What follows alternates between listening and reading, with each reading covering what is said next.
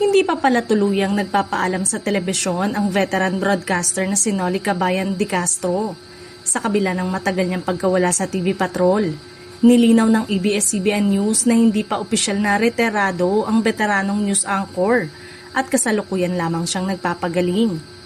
Ayon kay ABS-CBN Head of News Francis Toral, nananatiling naka-medical leave si Cabayan matapos sumailalim sa operasyon noong nakaraang taon.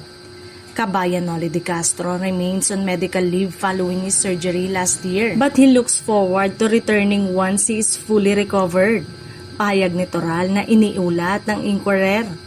Ibig sabihin, posible pa ring muling mapanood si Noli sa primetime newscast kapag tuluyan na siyang gumaling. Habang wala si Cabayan, patuloy namang bumubuo sa anchor team ng TV Patrol sina Alvin El Chico, Karen Davila at Bernadette Zambrano. Ayon din kay Toral, nananatiling aktibo ang iba pang senior journalist ng ABS-CBN sa paghahatid ng mahalagang balita at special coverage.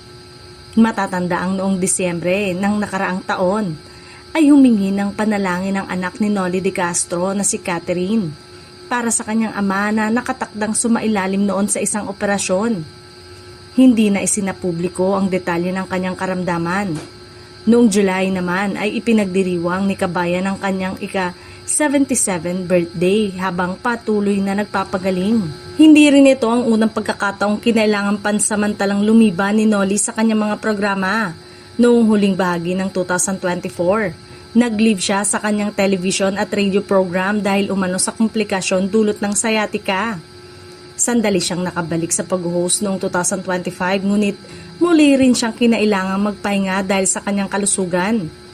Kamakailan ay nabanggit din ni Karen Davila sa TV Patrol ang posibilidad ng pagbabalik ni Cabayan, bagay na nagbigay ng pag-asa sa mga manonood na muling mapanood ang veteranong broadcaster.